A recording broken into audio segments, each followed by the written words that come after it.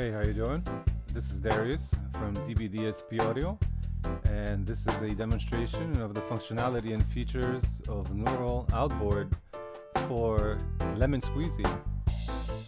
So here I'm going to drop the AU Mac plugin right on the mix bus. It opens up the interface here. This is where we choose where we load the captures, neural captures of analog equipment. Here I have a tape bus, which I'm going to load in bank A. Now I'm going to load the same tape bus in bank B. And here we already hear the plugin working, imparting its analog saturation onto the signal. Now we're going to go through some of the functionality. We're going to auto gain the input so that the models receive the optimum level to impart the proper saturation that they were captured with. Now we're going to auto gain to match the output level, so we're not being fooled by just volume difference. Okay, and now we're going to bypass the plugin just to hear how it works. So this is what it was originally. It was like a loop of drums, bass, and keys. And now we're going to put it back on. And we hear the nice tape saturation and analog warmth. We have options also to process the signal not only in stereo but in mid-side mode, saturating the side signal separately. So now the side is saturated by this model here. We can also adjust the balance of like the side signal to the center signal, to the mid signal rather, to give it even more of like a polish. We're gonna auto gain that now. Okay, this is the original bypass, the dry signal, and now the nice tape saturated signal. And we have a dry wet mix knob, which also compensates for the latency that's created by the models, because you could see down here each setting is actually a different latency, so the plugin calculates what it is and allows you to mix the dry signal together with the affected saturated signal to get a nice balance, to preserve some of the low end, or in this case actually the tape saturation gives it a lot of low end, but with different models there's a different behavior, the same as with hardware.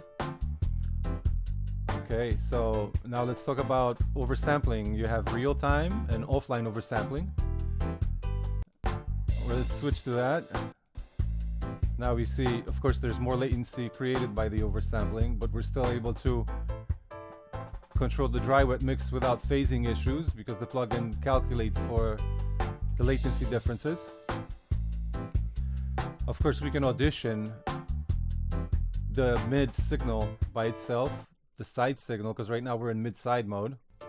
We can switch to stereo and, you know, audition the left and the right independently. So I guess I should show you now the plugin and plugin doctor and show you how the oversampling works, because it's actually incredible as how it cleans up the digital aliasing. So let me pull up plugin doctor right now.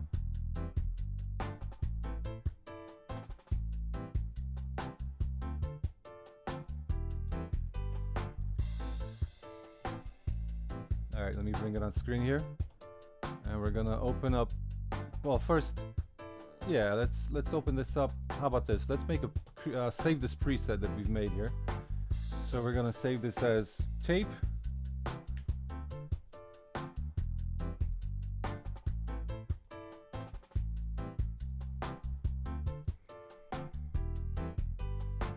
All right, now we're gonna open up the plugin here, the plugin doctor.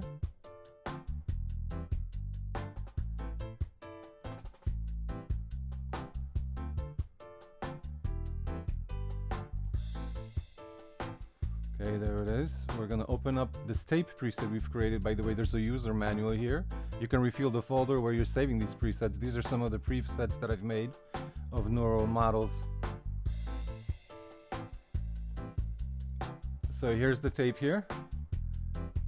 All right, we're going to look at the harmonic analysis, and now look, we see if I bypass this plugin here, we're gonna see all the saturation here gone, only the test signal. Now when we put it back on, we're gonna see all these additional harmonics. Now we're gonna go to a sweep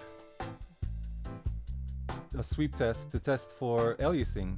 So I'm gonna bring this up here to 100 dBs. So that's basically like the noise floor of analog equipment. Anything below that is below human hearing. So now we see this by default was 8x with a poly setting to eliminate the aliasing. I'm going to turn this off now. So you see this is all the aliasing here, and this is the plugin doing the work to basically eliminate it. Now you can go all the way up to 32. Obviously in real time this is a big strain on the CPU, but you have an offline mode, so whatever you set here will export your audio pretty much pristine without aliasing. So this is actually a first. It's a first ever properly functioning oversampling in this technology. So I think it's breakthrough, and I think this is something that mix and mastering engineers will be all over. And of course, this isn't the only way you can use the plugin. Not only on the mix bus, you can even load a guitar amplifier and literally rather hear the actual amplifier through here. So the technology itself, it's groundbreaking. I think this is the future pretty much for plugins. The old algorithmic plugins, pretty much, they don't sound like hardware, and this will get you today the closest you could probably get to an analog sound completely in the box. So that's going to conclude our little demonstration here. I hope you enjoyed the beat the way I enjoyed making it. Take care.